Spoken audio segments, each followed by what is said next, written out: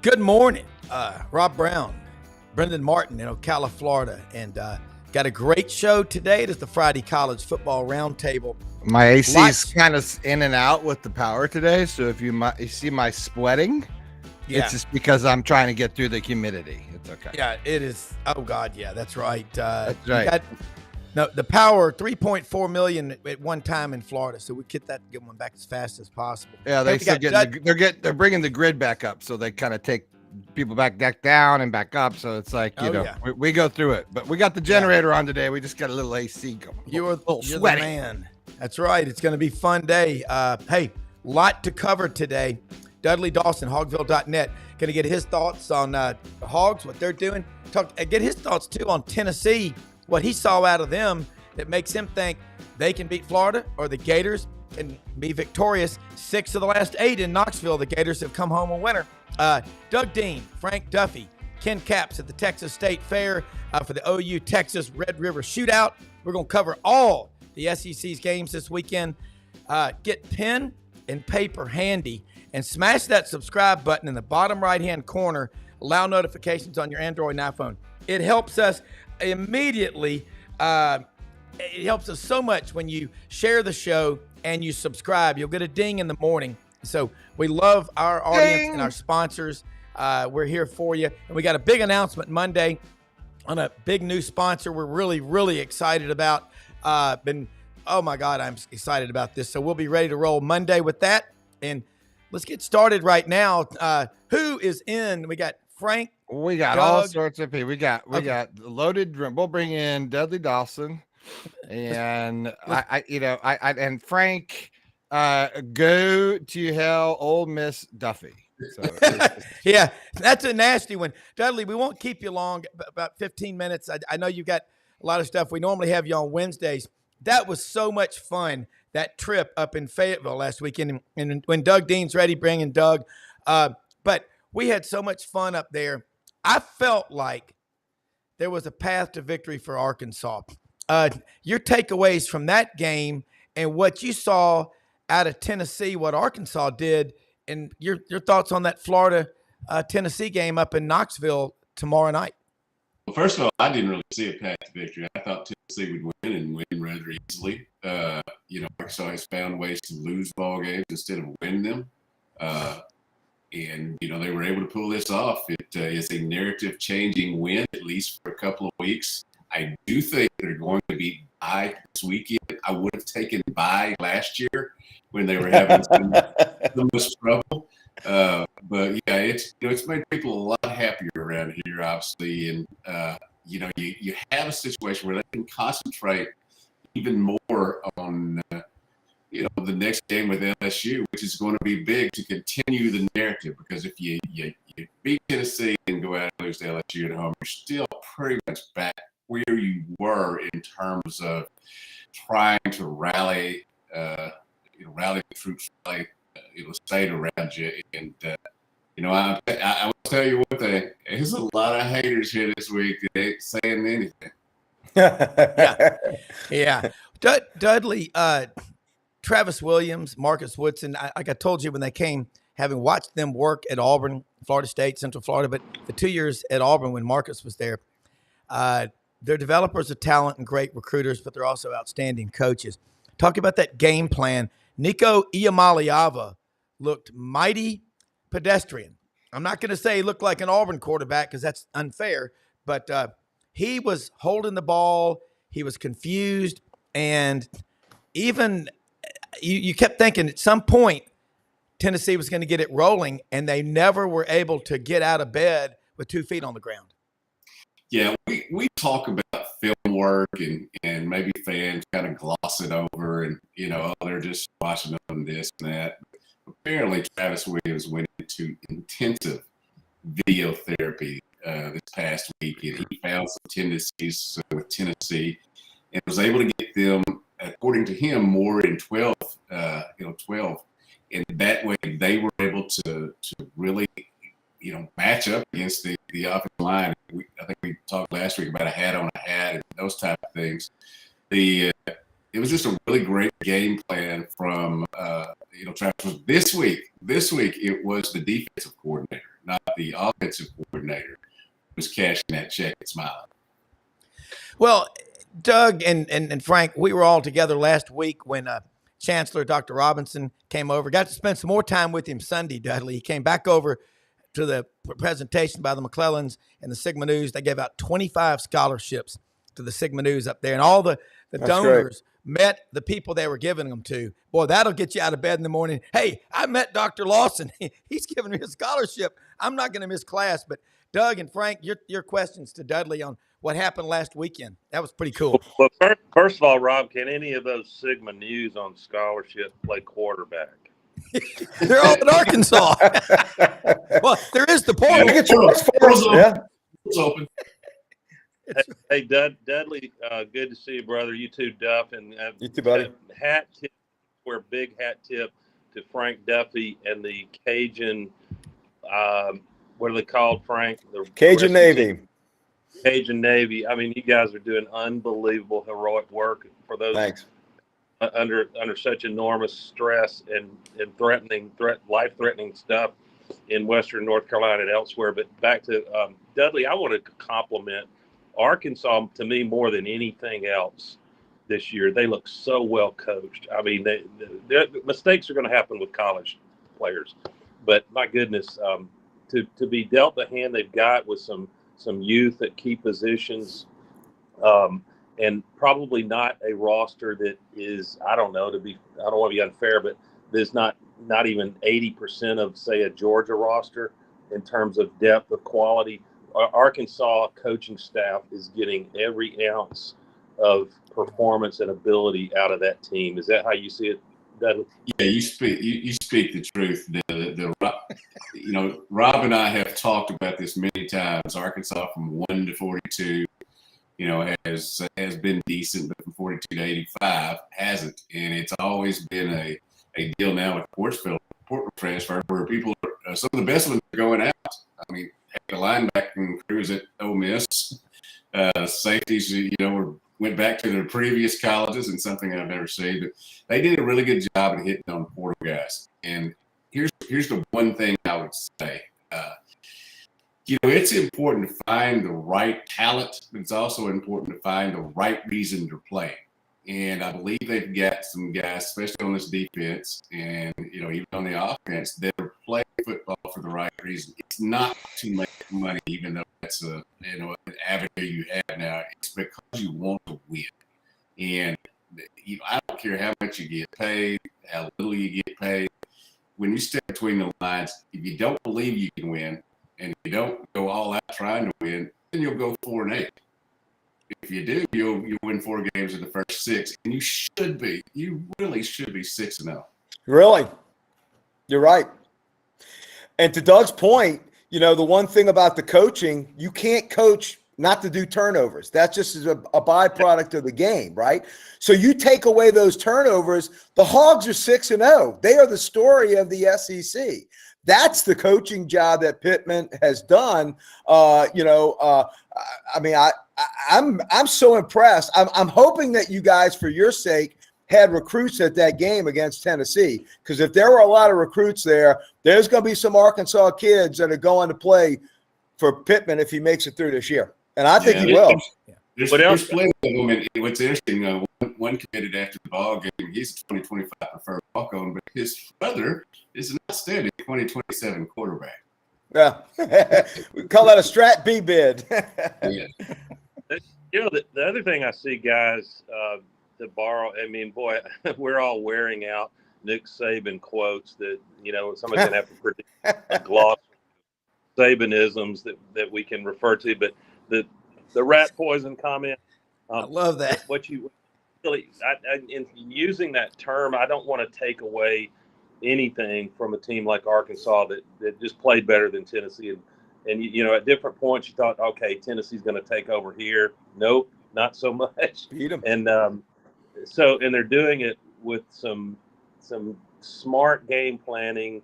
They're playing to their players' strengths, and they're mitigating the liabilities that they have on their roster. And I think that if I had a criticism of Hugh Freeze, it's that he's so stubbornly trying to install his system of RPOs that there are at least a couple of those games, definitely not Georgia.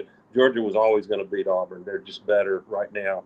And you have to, if it were a poker game, you got to draw an inside straight, Frank, to beat Georgia right now.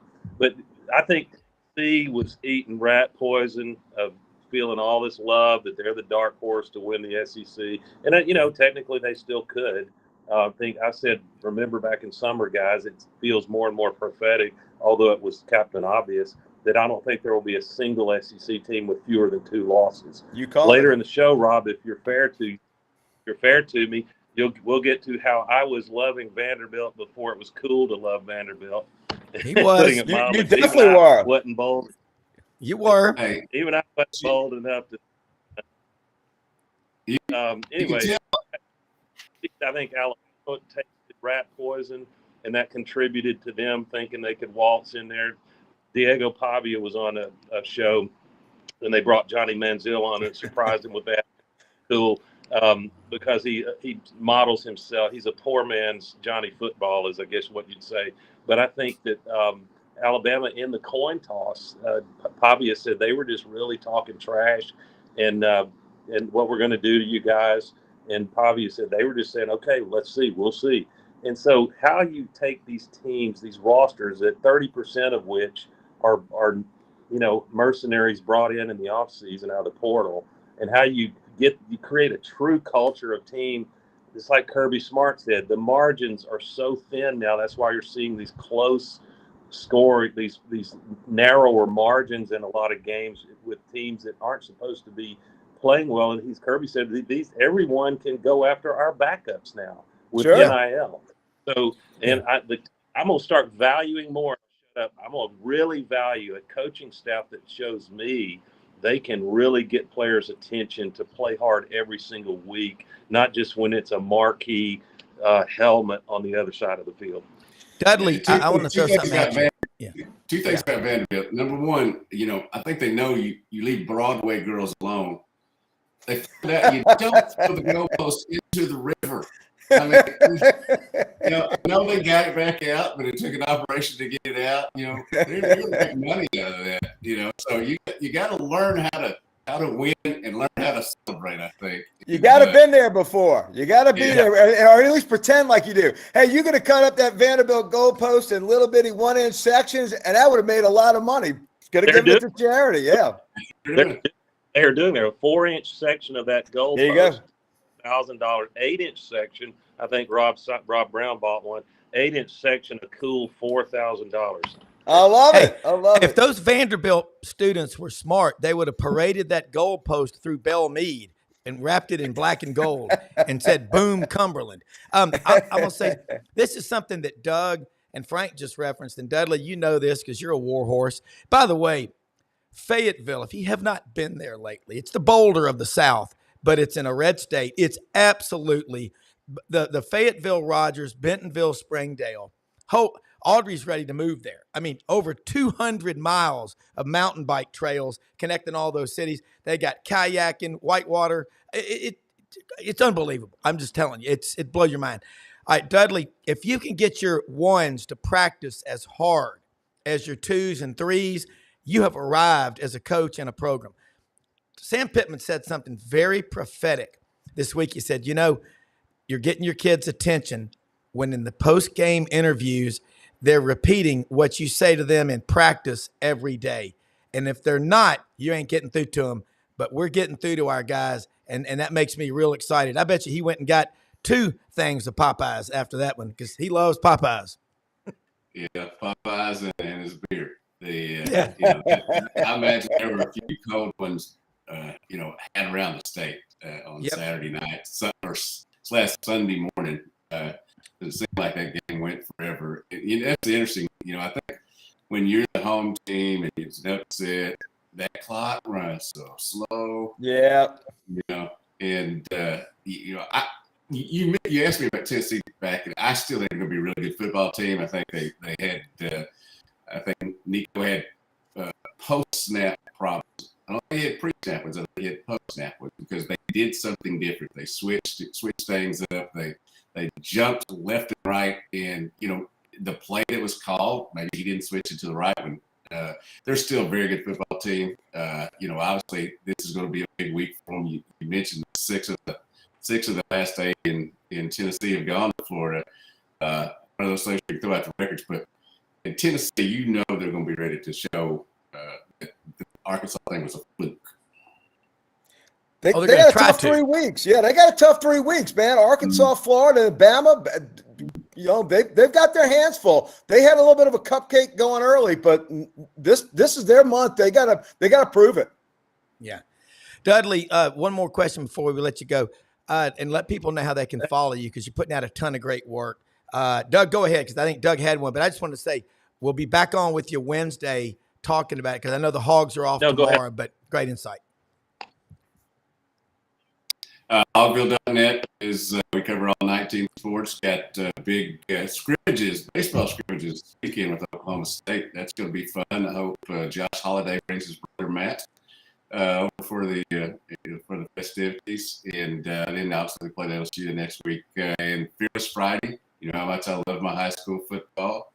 I wrote a couple of stories this week. It spurs my juices on write about high school sports, because I think it's the epitome of everything right now.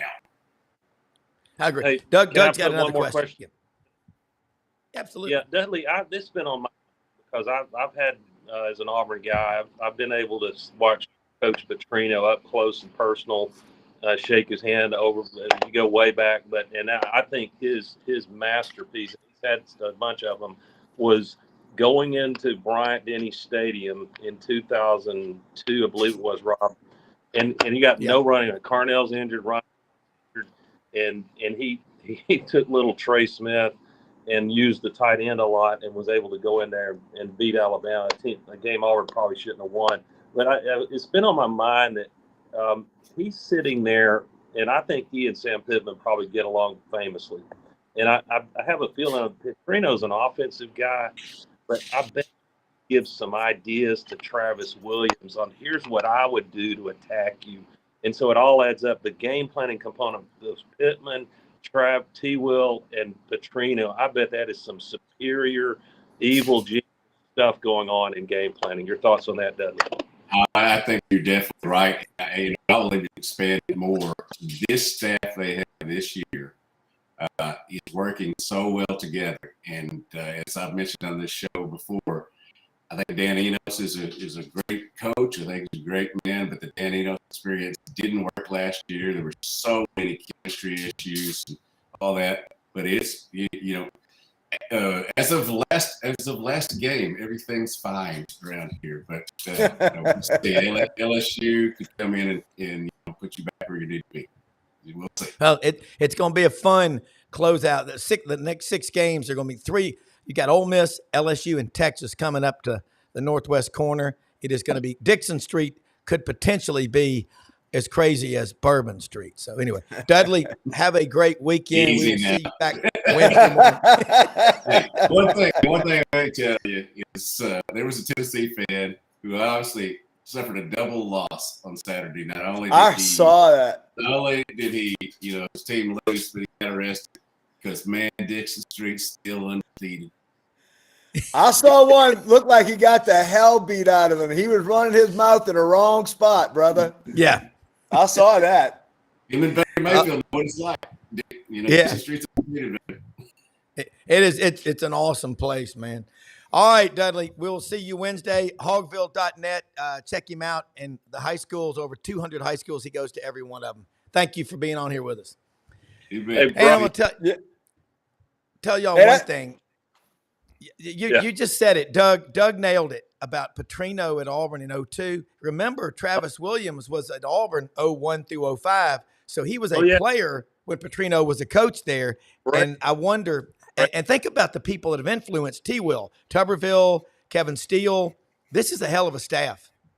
Yeah, Rob, it's terrible when you call your football team we. I'm not playing for them, but Auburn – Auburn had to send T-Will out to the developmental leagues. I'm sure Dudley loves hearing that. And we're keeping an eye on Travis Williams for future coaching talent. He could, I think Auburn would have a pretty good chance to lure him to be a defensive coordinator in the future if we need one. But I'm also gonna put a little circle of curiosity around T-Well as the future SEC head football coach if he keeps this up.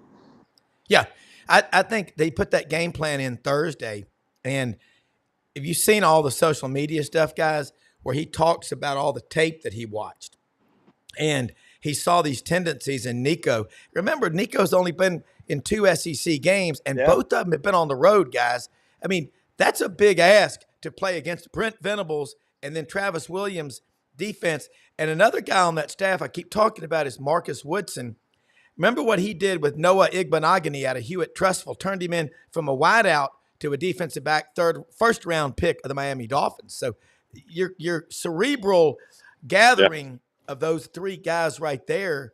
I mean, Bobby Petrino, you can say what you want about him, but damn it, he gets results.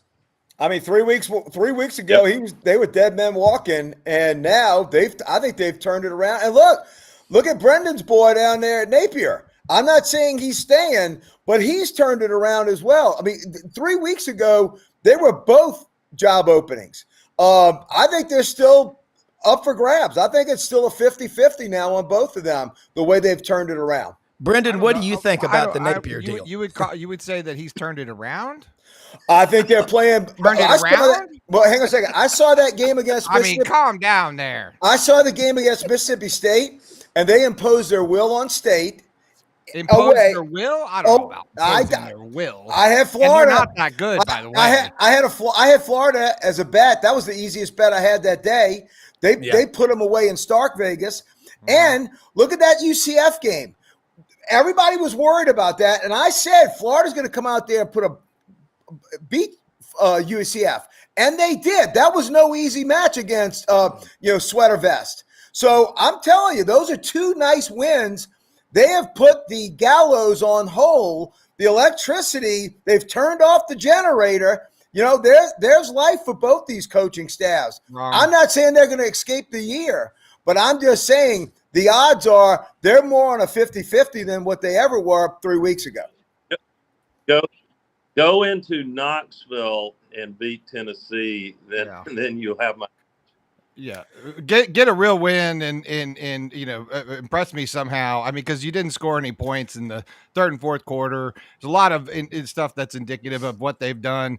At the beginning of last year, even I don't know. I'm just not really. I'm not sold on any of it because the wins are wins they should have won. This was the easy part of the season. Now we go into the stretch. Florida will be in this game against Tennessee. You watch. Okay. I think so. Rob, you watch. Rob, I want to lure our good Bama Nation. It's going to all be all right, Bama Nation. I promise you. You got players. Be all right. But I can't help but think, man, is there a bigger psychological ask of a team going into just a week later playing an SEC opponent on the road than the Vanderbilt Commodores? I mean, I don't know. Frankly, I have to tell us what the line is in that one. I'm sure it's Kentucky favored, but I would, man, everything screams at you to take Kentucky and lay whatever the points are. And that's why there ain't no damn way I'm getting off the Vanderbilt train. They've been good to me all season. I didn't pick them against Alabama. Only a fool would have done that. But it's so fun to watch these subplots, the psychology of the game, which coaching staff can get their players to have a short memory, forget the last game, win or lose, forget the last one, to keep playing. And by the way, to my Auburn family friends, how does Brian Kelly say it? My family. My family. Please do not procreate if you think Hugh Freeze should be fired after this year, Auburn fan. If you think Hugh Freeze that's insane. Should be the way he's recruiting, get the buyout, we can write checks at Auburn, if nothing else. Please do not procreate. Give Darwin a hat tip and just let the idiocy stop at wherever you are. Is there really rude? But man, if you have is there really talk about that, Doug? Frank, it's mainly that I think less than 20% segment with no power or authority that didn't want Hugh Freeze hired out the gate, and so they smell blood now. But listen, That's 2-4 insanity. does not equal 2-4 just every. If you look at Auburn's production on offense, it's top 5 or 6 in every category, but they keep making catastrophic judgment mistakes at critical points in the game. And I think you double the way we're sitting at 4. You're a spot ahead of us, LSU. Alabama's 2 in most of the services, and Georgia's 5 or 6.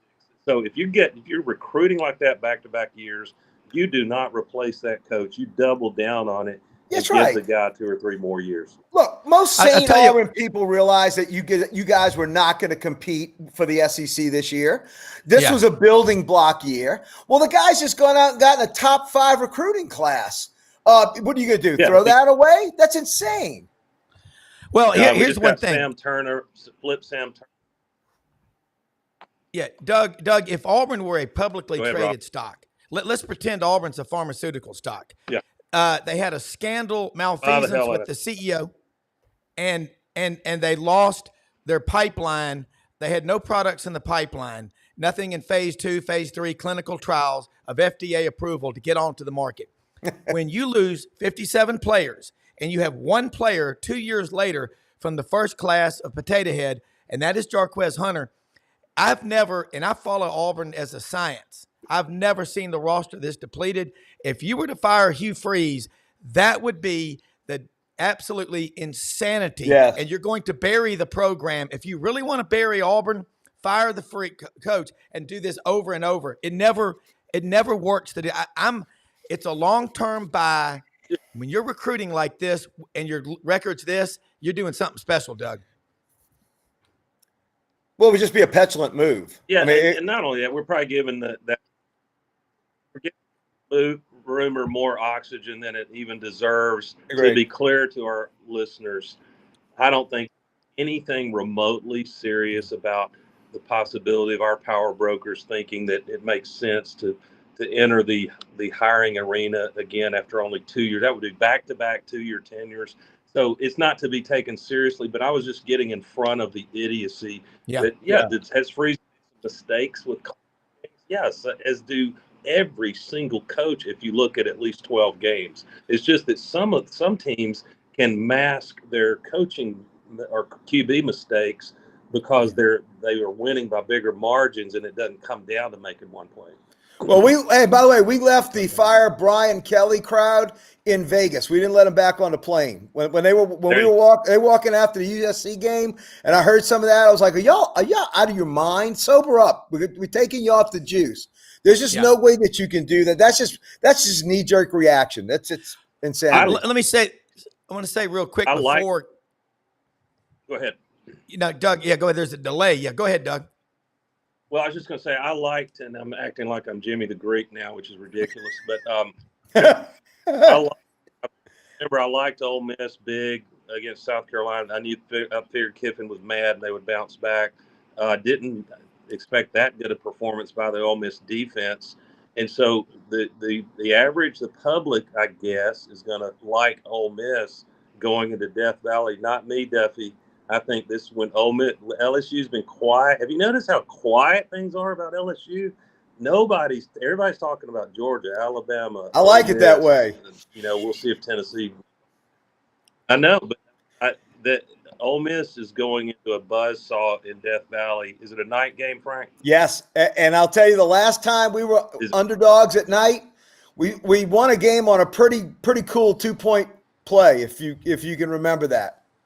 Against Alabama 2 years ago. Last time we were underdogs. Question for y'all. And I'm going to say something about Hewlett and Dunn Boot and Clothing Company on the historic square in Collierville, Tennessee, one of our sponsors. I was in there this week. I'm in there about every week. Love that place. They've got Barber, Filson, STS, Pendleton, Schaefer. They've got Old South, Duckheads, over 7,000 pairs of men's and women's boots. Go there and experience that store open Monday through Saturday, 10 a.m. to 6 p.m. They've got duck camp hunting gear. You wouldn't believe the stuff that they have in their kids' boots, toys. It is an awesome place, Hewlett and Dunn. I'm going to throw this one at you, Doug. You like LSU tomorrow night against Ole Miss, correct? Yep, big. All right, here's the question. What's going on with Ulysses Bentley the fourth, Ole Miss's running back? He's got like 11 carries in the first 6 games. Who's running the ball better right now and has the most promising upside running back in the SEC? It's that guy at LSU. I like a team that can run the ball at home. And I'll tell you what's on trial again this week is Lane Kiffin, 25 guys in the portal. This is eventually you're going to find out. Remember when everybody used to go, some teams did, heavy junior college, and it'll catch up with you. I believe that if you don't like the portal and you don't like all this stuff, I'm not pulling against Ole Miss, but if you don't like the portal, you don't want Lane Kiffin to succeed. So is it about high school development? Is it the portal? This game tomorrow night has so many storylines. It Frank, does. you know, Doug, both of y'all, take at it. Well, it absolutely does. And by the way, you're not only looking at 2 top 10 teams that are going to be having a tilt in Tiger Stadium. And like I said, at night, we're an underdog. Bring it on. But you're also looking at, in my opinion, 2 top NFL drafted quarterbacks that's going to be on display in this game. And, you know, the last 2 games, you saw all the fireworks. You know, Ole Miss came in as cocky 2 years ago in the Tiger Stadium for an afternoon game, and they went out to a 14-point lead. Jackson Dart looked invincible, and, you know, our defense actually came alive, and I think we scored the next 45 points to beat them. Last year, our problem was we couldn't stop them. In fact, nobody could stop the other one. It was like a tennis match. Whoever had the last serve was going to wind up walking away the winner, and you saw that. We were on the 10-yard line trying to score at the end of the game and wound up getting picked off on a desperation throw on virtually the last play. So you're gonna see 2 offensive programs that are playing at a high caliber. It's going to be the defense that's able to get the big stop at the right time, and I think the atmosphere of Tiger Stadium at night with the crowd noise, the signals will be tough for Ole Miss. I think that, honestly, it could be a 12th man situation with the crowd tomorrow night, as amped up as that crowd's going to be. That might give our defense that one play stop late in the game that seals it. Yeah. Doug, give me a worst case scenario for Ole Miss tomorrow. Worst case. Well, I mean, Ole Miss, they're already sitting on the Kentucky loss. So if they, you know, technically everybody understands basic math. Ole Miss can lose at LSU, but the problem with it is if you look at probabilities and what Ole Miss has left, we went into the season saying they've got a very manageable schedule. But they look at Ole Miss's schedule, and they're coming into – they still got to play Oklahoma and Oxford a week later. At Arkansas in August, that looked very winnable for Ole Miss, but you got to reevaluate that in Fayetteville. Correct. And then they get Georgia. I think Georgia's going to be too much for Ole Miss by that. So, the worst case is losing. If they lose by 1 point, and point spreads, I don't think are going to – margin of victory is going to be the factor it is some years. Back to your original point, is it just me, or in the SEC, it feels like the ground attack has come in vogue again? And by that, I mean that there were years, remember, man, goodness knows LSU in 2019, just they ran the ball well, no doubt about it, but they were just slicing people up through the air with those great wide receivers and Joe Burrow.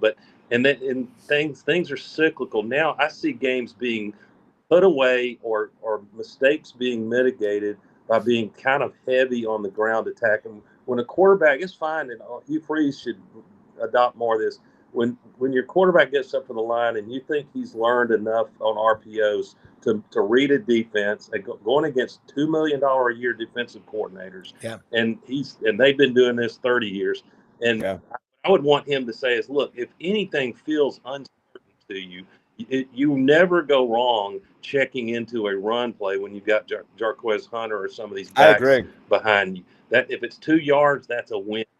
Get 2nd and 8, and you live to fight another day. And so I think LSU is comfortable being who they are historically, which is powerful in the trenches, and just make it a manhood game, like Duffy likes to say. And then, sure, you're still going to put the ball up in the air. And I think Lane Kiffin's problem is he cannot help himself. He loves to fling the ball. And I just think if Kentucky can hold them in Oxford, hold them to that point total, I like LSU's chances as well. All right, along that line, I'm going to throw this at you, Doug. J.J. Pegues, they give him 2 short touchdown runs against South Carolina on the road. You're trying to be cute. Bobby Bowden did that a lot at Florida State.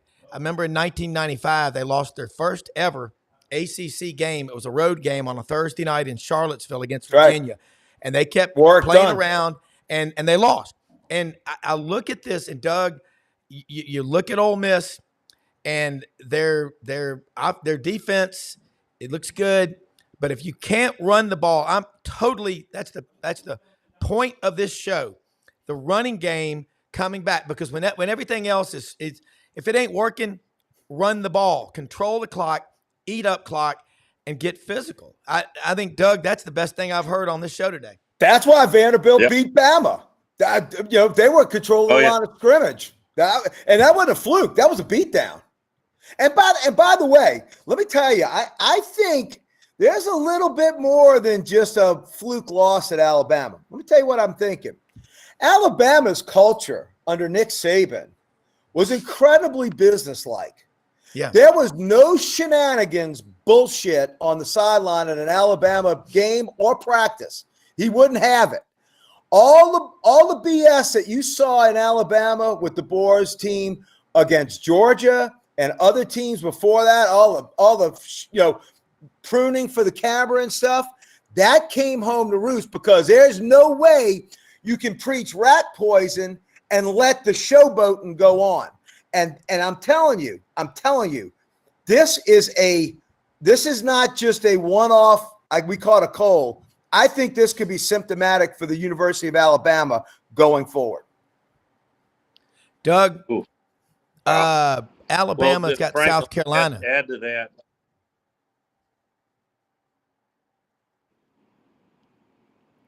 I didn't hear you, Rob. We're getting no. Saying Alabama's got South Carolina. How do you see that one playing out tomorrow?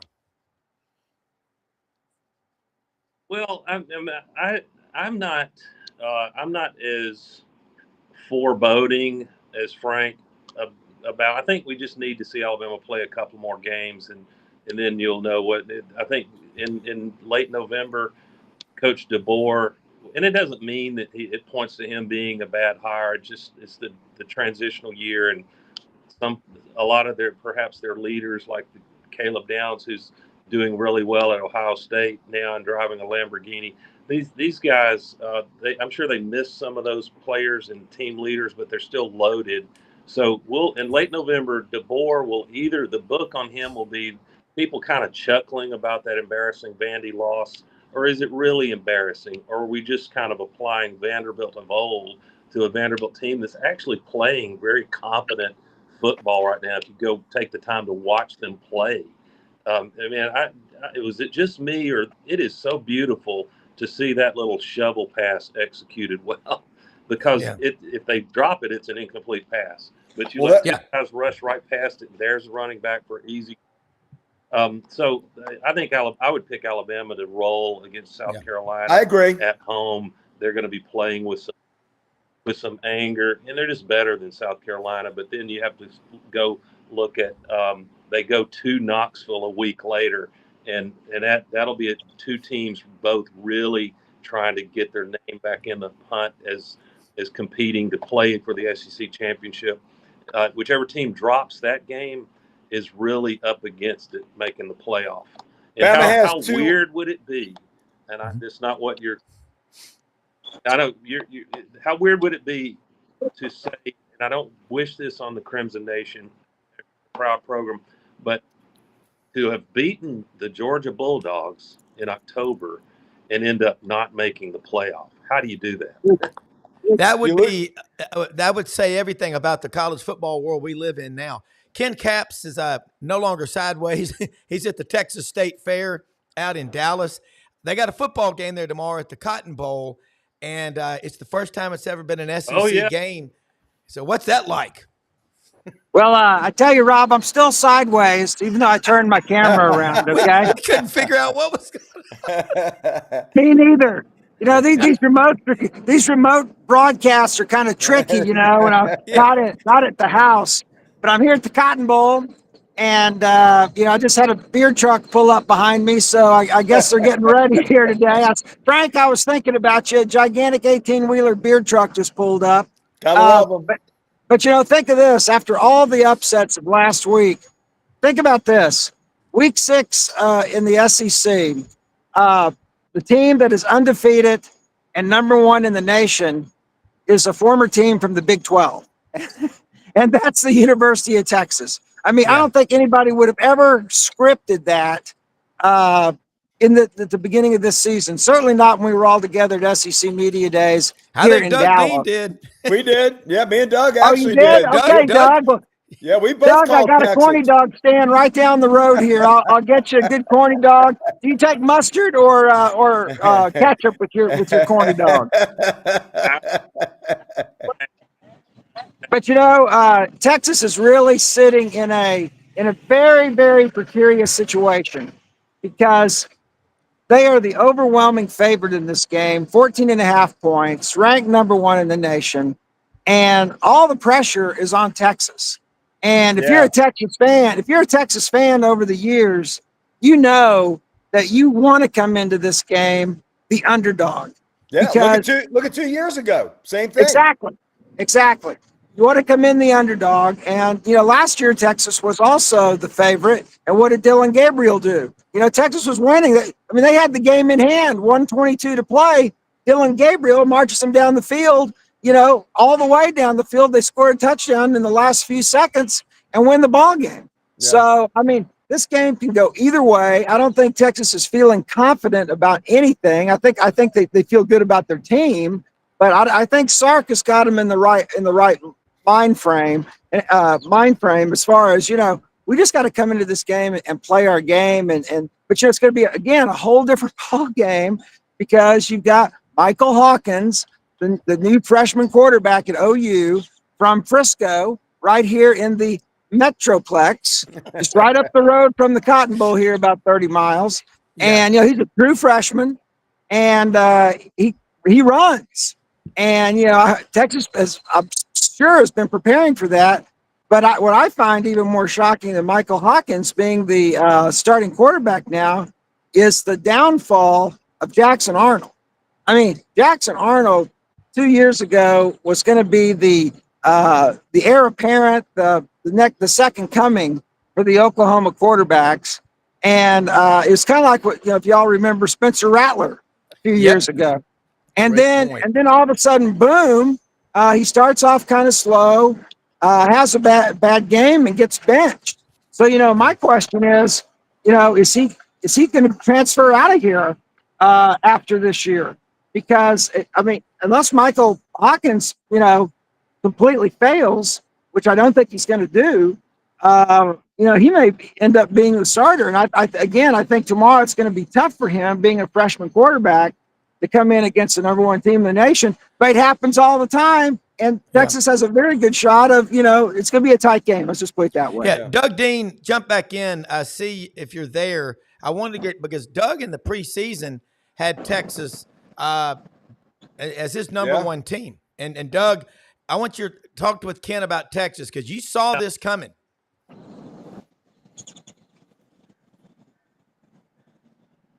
You're muted. Say to anyone listening, if you think I'm on a heater, I have been picking games, but that's why you jump off of the train, whatever I pick this week, be the contrarian. It wasn't any sort of genius to like the Longhorn.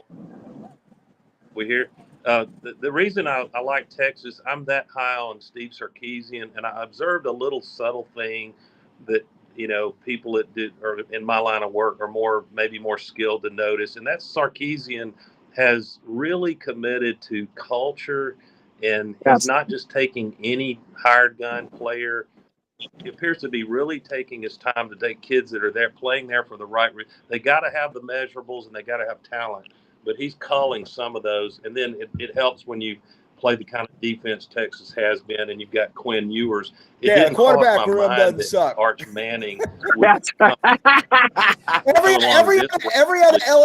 Every other SEC team would have had at least one loss in a 3-week stretch without their starting quarterback. Every one of us would have had one loss. That's what the quarterback room at Austin, that's what that did. Well, I tell you that, that's kind of another, that's kind of a, Go ahead, I was Doug. just going to say, guys, I was just going to say, Texas has the. Keep Doug, walking on you're each breaking other up. because got a Yeah, bad go ahead, signal. Doug. Texas has the luxury of getting Ewers injured. I hope he doesn't. And you send Arch Manning in, there's almost no drop off other than game experience. Yeah. So I just think when you get in these shootout games, Easian has a team that's built to get that done. They can make just enough stops that when they get to their really big games, and there's one coming up for sure, you could say tomorrow, but I think really on the 19th against Georgia in Austin, that'll tell us a lot. But I think Texas has the ability to only have one loss. I think they're going to have two, but Texas, it doesn't matter. If they've got 2 losses, they're in the playoff, probably top 6 seeding. Well, Oklahoma used all 9 of their lives in Jordan Hare. So they lost them all when they came back on y'all. Texas is going to put a snot bubble on them. Texas's speed is just too much for Oklahoma. Texas's offense is running like a German Panzer division. I'm just, and look, when you've got the ability to have Ewers come back, and I'm asking Ken, is he 100%? I've heard he's 100%. He's good to go. Is that correct? yes, he's good to go. He will start. But that that brings up a whole nother, Frank, that you're stealing my material here. That brings up another subplot. And there's so many for tomorrow, but Sark has already made it clear that Ewers is going to start. So Ewers comes in. He hasn't played in 2 weeks plus a bye, and so he comes in maybe the first or second drive, starts kind of slowly, and he has the tendency to throw a really stupid interception every once in a while. And so if it's early, and the Oklahoma defense is very good too. Danny Stutzman and that crew. Are the fans going to start clamoring? Start yelling Arch, Arch, Arch, Arch. And I tell you, Sark is going to be with Ewers because that's his number one dude. He's made that very clear, and he's made it. As great as Arch has played, he's sticking with Ewers unless Ewers gets injured again. Ewers would have won the Heisman if he didn't get hurt. Yeah, I think he's now like 20-1 or something like that. He would have won the Heisman if he didn't get hurt. All right, question for you. You look and looking around the SEC. I mean, we got Alabama, South Carolina. We've touched on that. Florida at Tennessee. I think the Gators could cover in that game. I like the points. And I know a lot of people are ready to move on from Billy Napier, but Florida, Tennessee. Florida has won 6 of the last 8 up there, Ken. Psychologically, I just have a lot of memories. If you watch Tennessee and Florida play, Florida last year in the second quarter did all their damage to Tennessee. Then after that, they just hung on. Okay, let's look at the other one. Georgia plays Mississippi State. I think that's going to be Georgia's going to win big. Not a whole lot to talk about there. Kentucky, Vanderbilt. Guys, let's talk about that. Vandy and the Fighting Pavias. Diego is a tough kid from Albuquerque with an attitude. Who wouldn't want that guy in the locker room with them as their quarterback? What a warrior. I want William Wallace as my quarterback. I don't want Mr. Rogers in a sweater vest, a beta. I want an alpha male, Ken. I love this kid's story. Yes. And I just hope that, in the next couple of weeks, Vandy can find their goalposts down there in the Cumberland River, I think they can afford some new ones. Look, the They had a fundraiser in Belle Meade, I heard, Sunday afternoon. The kid's got Baker Mayfield and Johnny Manziel in him. He does. He has that thing. The problem is, I think you're going to have a letdown from Vandy after that big, incredible win. Now you got to get back to reality, go on, to play Kentucky. And look, we saw what Kentucky did to Ole Miss. Kentucky's a good football team. Right. They just caught South Carolina. I think they were napping a little bit. I think Kentucky wins this. I think they cover. But look, it doesn't take away the great story that Vandy is. That was a once in a lifetime, a 1 in 60 shot. 1 in 60. It's awesome. I'm happy for them, but I think they come back down to earth because I think Kentucky again. I think Kentucky's a 8 or 9 win team this year. Yeah, I agree with you. And I used to live in Nashville. And believe it or not, I used to jog. That was many decades ago. And I jogged around the track. They used to have a track in that stadium.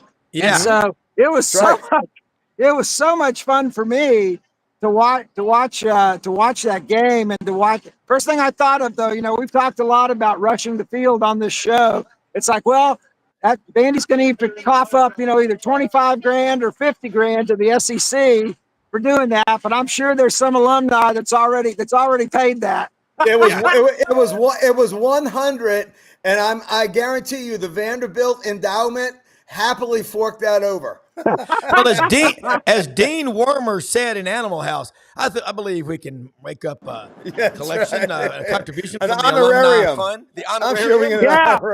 All right, let's do all over the SEC real quick. Start with Ken. Give me your top 4 teams going into week 7 of the SEC because we cover all 16 of them. I know Missouri is taking on water right now after the ass kicking that they took at the hands of the Aggies.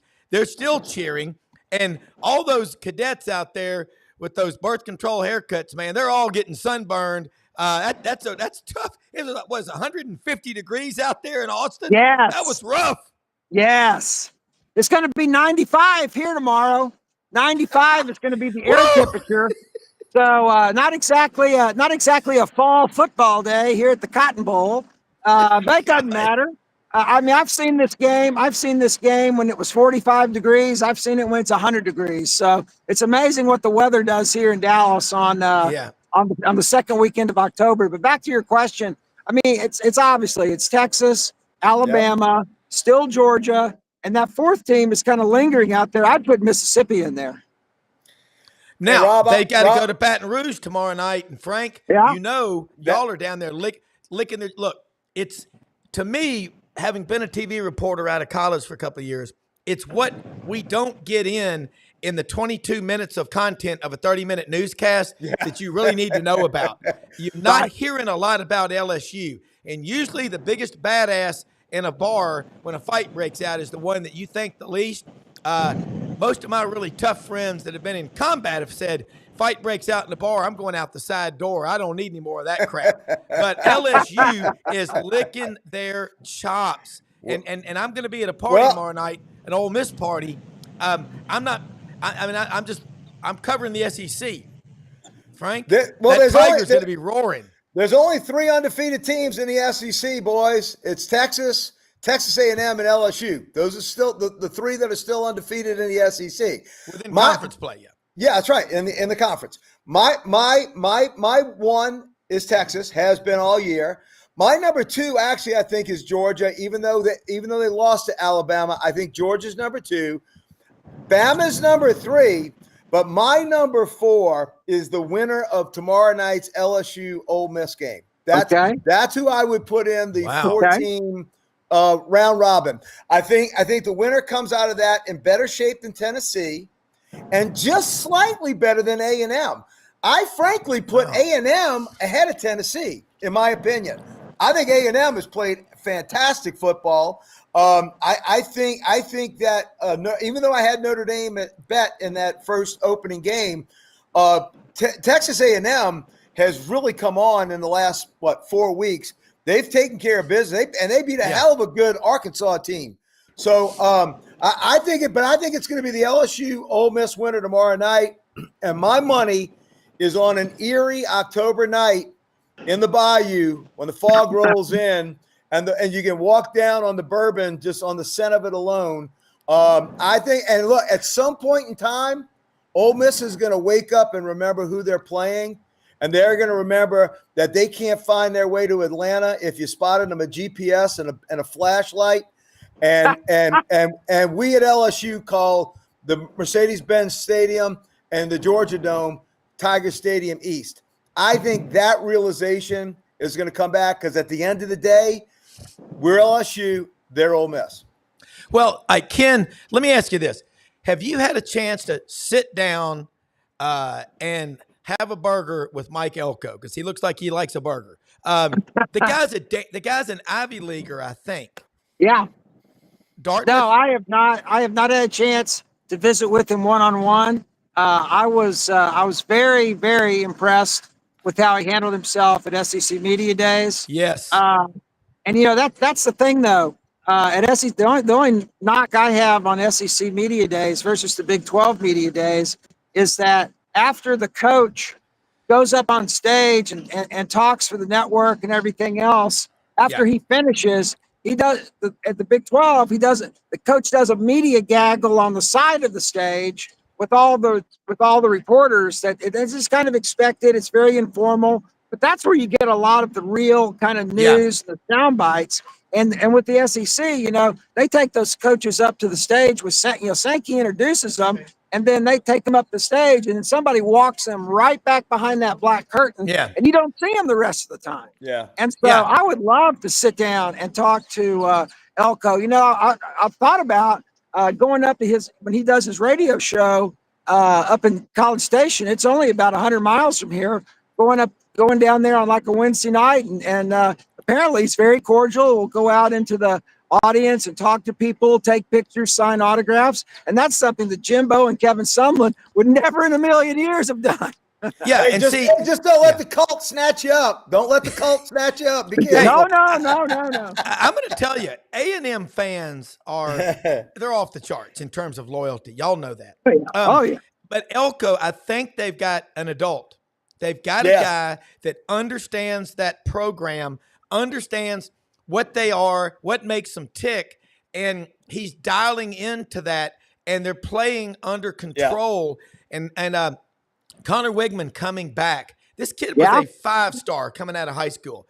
He's a stud. But what's crazy is all the players that left A&M, they had the second best portal class behind only Ole Miss.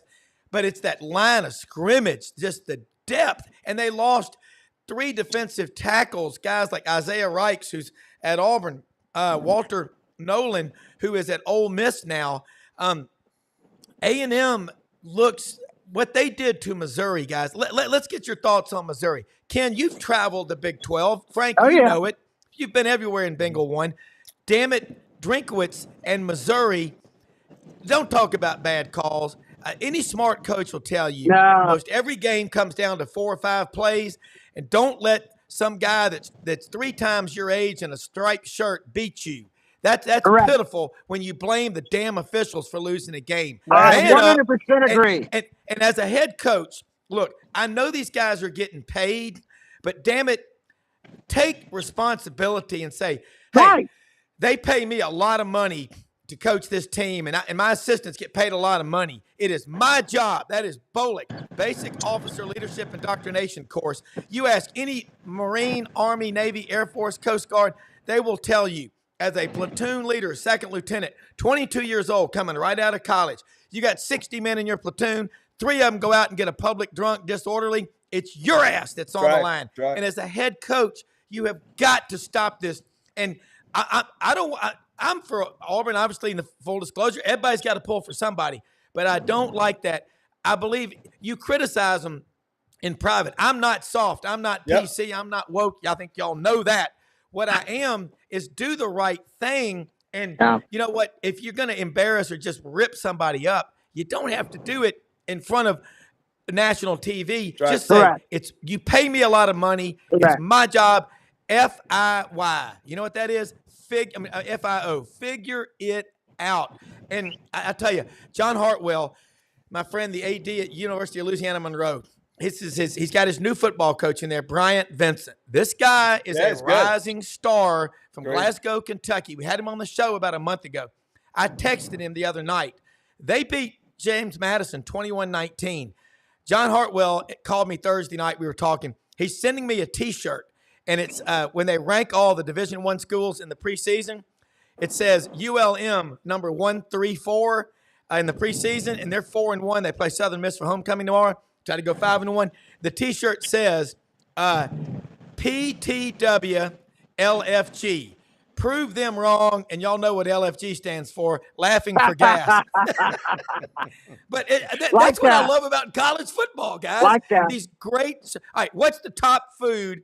Frank wanted to know, what's the top food at the Texas State Fair? What are they not frying? Something's fried. All I know is that something's fried. Yeah. I mean, I'm standing here smelling it right now. I mean, I can just put it right to my nose right now. Everything is fried. I mean, the corny dogs, that's kind of we talk about that a lot here because Fletcher's Corny Dogs has been around here since 1942. The Fletcher family started it back then. They still run it. You can now get Fletcher's Corny Dogs in grocery stores. And mostly the first thing people do when they get out here to the fair is go get them a corny dog. Okay. Yeah. And they love the one over, and they love it. I'm 30 yards from it, right? Big Tex is right over here to my right. Can we get a shot of Big Tex? I love Big Tex. I can't see him through the trees, but he's right over. There's a corny Howdy, dog stand. folks. Howdy, Oh folks. yeah. Oh yeah. By the That way, would be a good job. Hey Rob, that'd be a good job for you in your retirement. there you You go. can come be the I'm voice not of Big 70 Tex. feet, but you got to be 70 feet Well- tall. And well, where's the Wranglers? Well, my wife was born in Waco, lived in Lubbock, went to school Okay. in Lubbock. Her family's in Abilene. So their family loves chicken fried steak. That is Of course. that is a big Texas thing with white Yes, gravy. sir. Man, that's big. So that's what I would get. I would find me a chicken fried steak sandwich stand, and that would be mine. And some fried. I'm sure there's funnel cake up and down. Funnel the Texas cake. State Fair.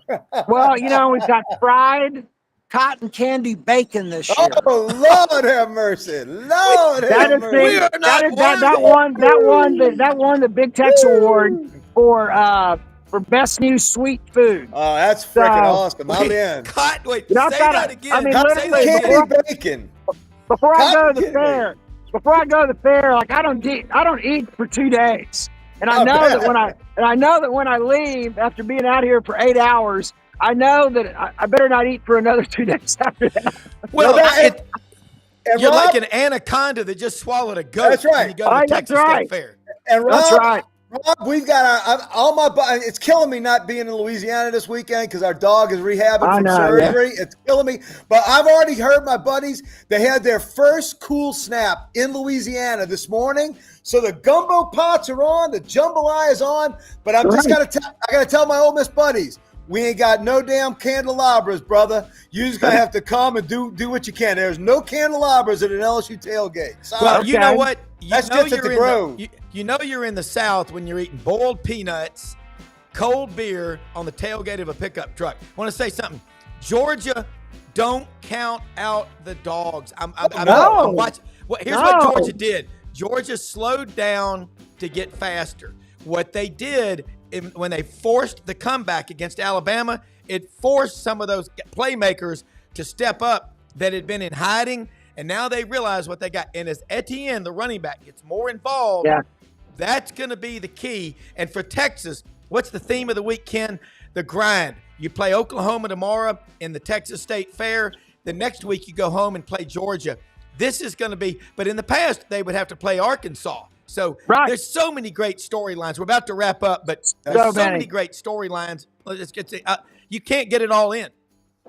Oh Texas- yeah, I mean, Frank- and the other thing I just wanted to say is, there have been all kinds of upsets in this game. I talked about that a little bit earlier, but I just can't overemphasize it because I think it's the last dozen games have been decided by less than a touchdown, and Yeah. That 14 and a half points, I just don't know if I believe that or not. Frank, what do you think about that? I would not touch it because that is a lot of points, but I think Texas is undefeated going to Texas A&M the last game of the regular season. That's my opinion. They're undefeated and playing Texas A&M. Well, that will be unbelievable when that happens. Okay. Hey, guys, want to say to all of our sponsors, check them out on the web, on our sidelines.live website. Got a big announcement of a new sponsor joining the team Monday morning. You're going to love this. They'll make a lot of great things happen for you. Want to say Exo Armor. Exo Armor, they're making innovative, non-invasive pads and braces to keep athletes in action. Exo Armor, you're going to hear a lot about them. Based in Auburn, they're marketing people. Sarah Cooley out in Portland, Oregon. Colleges, you name the college and the pro teams, they're using the 3D printer, and they get you back on the field in the second half with an injury in the first half. It's changing the way we play sports, okay? And also the Vitamin Shop. Get yourself out to Oxford or Olive Branch, Mississippi, open every day of the week at 9:30 in the morning till 7 or 8 at night, the Vitamin Shop. I want to say again to all of them, like Web-Footed Kennels, Matei's Garage, Tom Martin's Body Shop, House Industries, it's harvest time. They make the greatest agricultural products. Like someone said one time, Ken and Frank, you know you're watching a show based in the South. One of your big sponsors is HouseIndustriesInc.com, based in Cherry Valley, Arkansas. But, man, what an awesome show. Going to have a great weekend. Most often we see the face of Christ in the least among us. Frank, the Cajun Navy, you cannot say enough great things about what you're doing. Amen. We're praying for the people in Florida and Georgia that have been hit by this hurricane. Do everything you can to help them. Maybe you don't need that shirt or that coat you want to buy. Help other people. I think that's what we're supposed to do. We should do. I would love to help people. But in North Carolina, East Tennessee, North Georgia, those are some of the most forgotten people. I used to go to camp up there. Frank, you've been up there with the Cajun Navy. Yep. Just leave us with this. How real is what happened up there, and how much help do they need? It's unbelievable. They need massive amounts of help. Our federal government is not giving it. I don't care. Bullshit on misinformation. They're basically hindering the operation, not helping the operation. The Louisiana Cajun Navy is gone up again. We've set up another location in North Carolina. So we're on the East Tennessee and in North Carolina. They're doing everything. They're bringing people up. It is neighbor helping neighbor, American helping American. These are some of the best people I've seen that are giving of their time and of their effort and their money. And to our fellow Americans who need it desperately, our federal government needs to follow suit and do what's best for people and not what is politically expedient. Yeah, and I mean, I'll see this destruction that is going on in Florida and the Buddy Martin show Monday through Thursdays. I was on there with Buddy last night. Buddy is so cool because he talked about the community. We got 16 schools in the SEC. This is a family, the SEC. Ken, Oklahoma and Texas fans are going to, by the way, I talked to a lot of OU fans in Auburn. They loved it. They were welcomed. But look, folks, there's a lot that you can do to help. Samaritan's Purse, the Cajun Navy, that's Franklin Graham. Billy Graham, boy, do we miss him. But let's do it down the all. street. Help people when you can. Have a great weekend, everybody. We got a great Monday morning. Coach Ellis Johnson will be on to break down the games. Dave Tompkins will be on with us. God, this is awesome. Thanks for watching.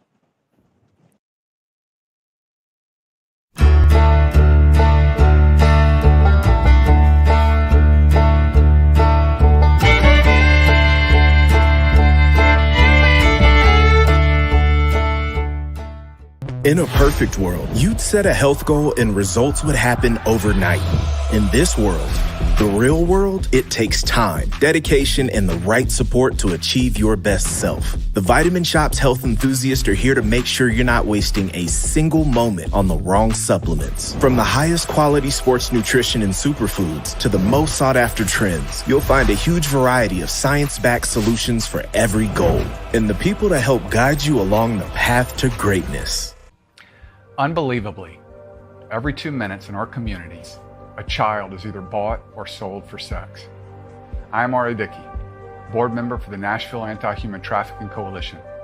Join me and millions of others in our fight against human trafficking and for its victims by helping to educate the most vulnerable among us, our middle and high school students. Go to nhtcoalition.org, become a partner, and help keep our families safe, because none of God's children are for sale.